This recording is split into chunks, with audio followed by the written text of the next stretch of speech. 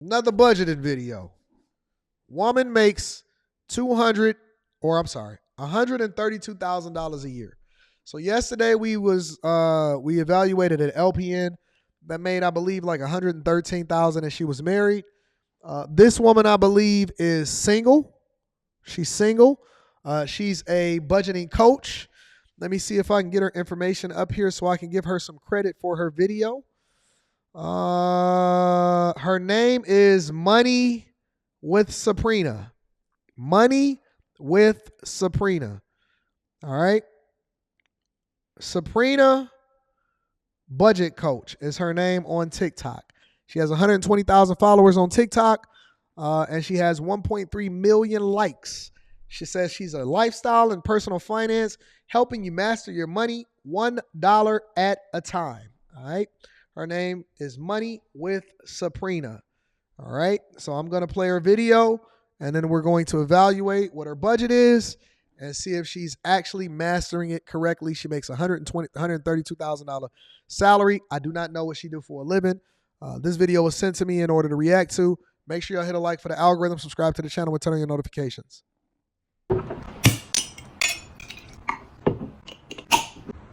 I'm 38 years old. I make $132,000 a year. I live in the San Francisco Bay Area, and this is my payday routine.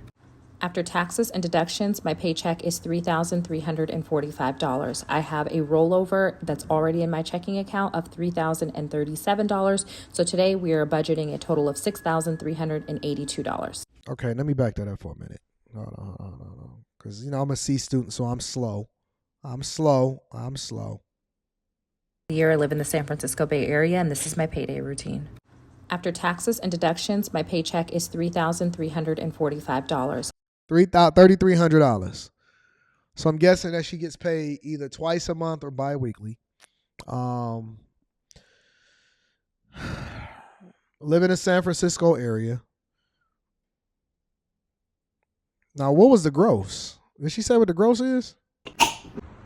I'm 38 years old. I make $132,000 a year. I live in the San Francisco Bay Area, and this is my payday routine. After taxes and deductions, my paycheck is $3,345. I have a rollover that's already in my checking account of $3,037. So today we are budgeting a total of $3,037. So is she saying that, I'm assuming that what she's basically saying is she's budgeting for the month. Budgeting for the month. All right. So she got $3,000 in her account. She's getting paid $3,300. I'm assuming that she used $300 or whatever it is that she used in order to get food, have basic living expenses. And so she's rolling it over in order to be able to budget for the entire month. That's what I'm assuming. Okay. And listen, what they taking out in taxes in California is absolutely insane. What they taking out for taxes in California as a single person, that's absolutely insane. So $6,382. Shout out to Sabrina altogether. All right, let's continue. $6,382. Step one of my payday routine is always to look at what bills are due between now and my next paycheck. It is the beginning of the month, so there are quite a few bills, including rent, cell phone, a couple streaming services, my car payment, my bar membership, and utilities. Bar membership? B-A-R-R-E? What is a B-A-R-R-E? I don't know what that is. B-A-R-R-E. Oh, workout. So that's a workout. So her gym membership. Pure Bar is the best full body workout. Bar is exercise. So her exercise membership. All right, I got it. So she go to a class. See, I need to understand everything. So she's got $1,500 in rent, $140 cell phone, $94 in subscriptions, $437 car payment, $79 gym membership, and $250 in utilities. Are all due for a total of $2,571. But where's the insurance? You know what I'm saying? Where's like the insurance for her car? What about gas? What about food? What about all of these other things? See, these are just the basics. I want to see what people's real life look like. You know what I'm saying? Because this could be weird. You know what I'm saying? So if her total is $2,500, all of her basics, I want to know what your lifestyle is like. You know what I'm saying? I want to know what you're spending on drinks, social, food. All of that stuff has to be budgeted for. So when you look at these TikTok videos, and I'm not saying anything is wrong with her TikTok video, but when you look at these TikTok videos, you got to take them with a grain of salt because they're not telling you what their true lifestyle is in order for them to budget. When you budget your money, y'all, I want y'all to budget for what you anticipate spending on everything. Don't just budget based off of your bills. Budget based off of how you anticipate spending your money in its entirety. Once I've paid all of my bills, I have $3,811 remaining for my variable expenses $3,811. and financial goals. Next up are my variable expenses. I put all of my variable expenses on a credit card, and then I pay that credit card off in full every Friday. So I do like to set aside that money in my checking account so that it's available for me to pay that card off in full. That's fair. I'm not a fan of credit cards for most people because I think that credit cards get people in trouble. Often at times what they'll do, the idea behind a credit card as far as how they get you in is they say, hey, you can get the points so you can get free flights and all of this stuff. I'm not a fan of credit cards because I don't think that most people are disciplined enough to have them. But she's not doing it wrong, all right? Variable expenses for me include groceries, gas, eating out, discretionary spending, personal care, as well as the allowance that I send my son who is away at college. All right, so she did hit that. Shout out to her. She got groceries, gas, eating out, discretionary spending, personal care, and broke best friend, which is her son husband. Discretionary spending total $750 this week. Discretionary spending $750. See, did y'all hear what she said though? Did y'all hear what she said? She said $750 this week. $750 this week. Let me make sure I heard that correctly. Son who is away at college. Discretionary spending total $750 this week. So if you duplicate that and you say, okay, personal care, discretionary spending, eating out, gas, and groceries, that's $3,000 a month.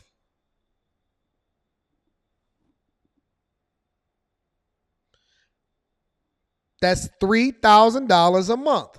So when we look at these budgets and we start to take into context clues, what was her original bills? Let me see. $2,500 plus $3,000. If you duplicate that over a series of the entire month, that's $5,500. That's $5,500. Now I'm assuming that the variable expenses are going to go up and down because that's why they call it variable, right? But here's what I'm asking. We got to find out how much she's spending to her son, right? That's away at college. Away at college. Discretionary spending total $750 this week. All of that is food and a little bit of makeup and some shampoo. All of that is food, eating out, groceries, you got a little bit of gas or whatever, because gas don't cost you $750 for the whole week. Max, if you fill up your tank, depending on what kind of car you got, you might get $70, but I don't know, it might be different out there in California. So let's just say at the most $100, right? So you got $650 left. The rest of that is just play. That's food. That's food.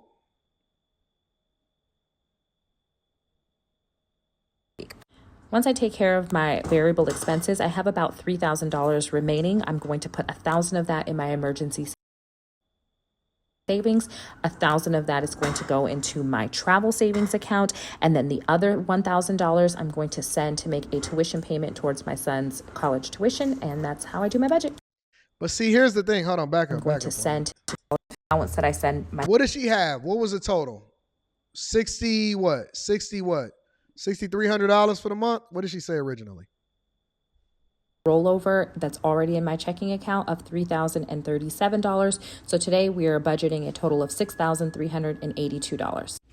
$6,382. So if you get paid bi-weekly, let's say that you getting $6,300, or actually let's just say $6,600, $6,700.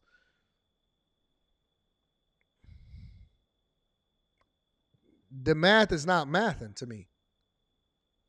Because even if you have some, no. Let's say she forget the rollover, toy. Forget the rollover. Let's say she get paid $3,300 a week, or let's say $3,350. So let's say that's basically getting $6,700 in a month, right? $6,700 in a month after taxes and whatever. Let's say she get her 401k. And so based off of what she's saying, her variable expenses, her regular expenses is one-time payments for the month. All of that stuff right there is one-time payments. All right. We didn't throw in insurance. We didn't throw in a bunch of other stuff. But here's the thing, because she's a money manager or money coach or whatever, right? When we start looking at discretionary and we start talking about that, if she's spending $750 just for the week, what does that look like week over week over week? And that's why I want to go through these and add context, because the people that look at it on TikTok, they're going to say, well, that's a great budget. I wonder how you doing it. I wonder how you get into the bag and all of that stuff. No, it's a lot of that stuff that need to be cut out. It's a lot of stuff that need to be cut out. She said her variable expenses for the week is $750. It's a lot of eating out. And we don't know the context, so she might have sent her son $300-$400. Who knows? But it seemed like that's a lot of eating out for the week for one person. For one person? It's crazy. And then she put a bunch of money. She said she put $1,000 for her emergency savings, which in my opinion is foolish, because I don't think that you need an emergency savings. You just need to be liquid, right? The only thing you need to do is be liquid. And that's why I want my money always working for me. I don't even do high yield savings accounts. I want my money in the market 100% of the time. Money in the market 100% of the time. That's why I advocate for people to get brokerage accounts and then make sure that you're doing a stock club or making sure that you're making informed decisions on what you're going to invest in, because I want my money working for me 100% of the time. You know what I'm saying? So that's wild. She put $1,000 into a travel budget or into a travel savings. That's wild, because the money is not working for you for that either. And so you could literally be making money on top of money and then be planning for your trip whenever it is that you plan for your trip. But y'all just sitting on money, and the value of your money is continuing to go down because of inflation itself, and you're not even beating the rate of inflation when it's just sitting inside of a bank account. Now, I can't say nothing about her sending $1,000 in order to pay her son tuition. That's cool. But all I'm saying is, if you putting all of this money into a bank account in order to plan for and prepare for emergency savings and all of that, I think that that's wild, personally. Somebody said, why can't you do both? Why can't you do both of what? Every dollar that I got goes into investing.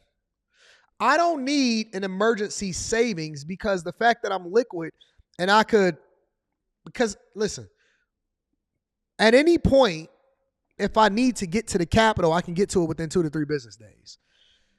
I don't need to have an emergency savings. The only thing that I need to have is to have access to the resources if I ever was to need them in the case of an emergency. No, I don't keep nothing in no checkings or savings account. That's easy to grab. Listen, I don't keep anything more than probably a little over $1,000 in a checking or in a checking account. I never keep. Now y'all seeing what it is that I make, right? I just posted a video over the weekend that basically broke down exactly what it is how much I make, right? I'll show you exactly what's in my checking account right now.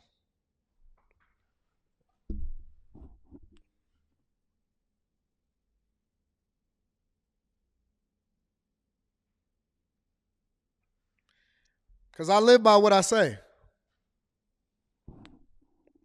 $1,000. I got $1,000, $1,000 in my personal savings, in my personal checking.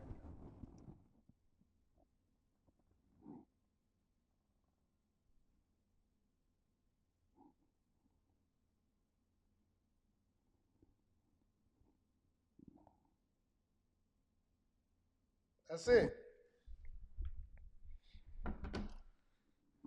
I don't have no money in my personal checking account. For what? What do I need money in a personal checking account for? What do I need money in a personal checking account for?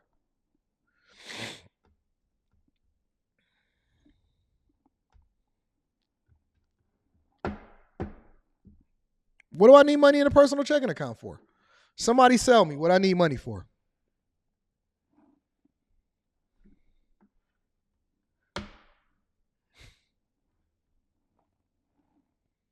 I will never, ever, ever, ever keep a bunch of money in a savings or a checking account. That is weird to me.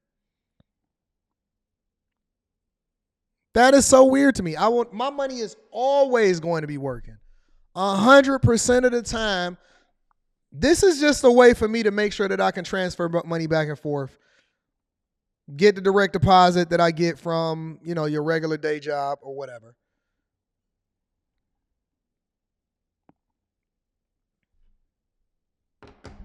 What personal expenses?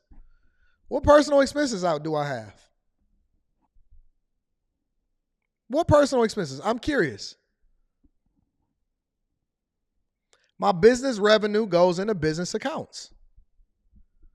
That ain't got nothing to do with personal. But then I also reinvest back into the businesses, or I reinvest back into whatever it is that I'm doing from a brokerage perspective until it's time to pull the money out for me to make a bigger purchase. But my money has to be sitting working for me until I have to either pay contractors or buy another property or get into some other business or make some other investment. My point is that my money is working for me 100% of the time. A brokerage account is just another form of a bank account. You still get a debit card. You get all of these stuff, right? And so if my money is not working for me, because see, when you get to a certain level, you don't care anything about cash. Cash is dumb to me. Cash is the dumbest thing ever to me. It has no value. It's not even worth the paper that it's printed on. It's not even worth the paper that it's printed on. Cash is trash to me. 100% of it. The only thing I care about is assets. Assets. When I get my rent payments, they assets. When I get my dividend payments, assets. Assets is the thing that substantiates your net worth. Only thing I need cash for is a little petty cash just in case. Okay, so you keep a 1K in your account. My daughter may need to pay for a trip or a taekwondo or whatever like that. But I'm not trying to be sitting on no whole bunch of cash for what? What you think I need to do? A money phone? You think I want to take some pictures with my money? I got it on my watch right here. There you go. This is worth more than what I paid for it. So my point is that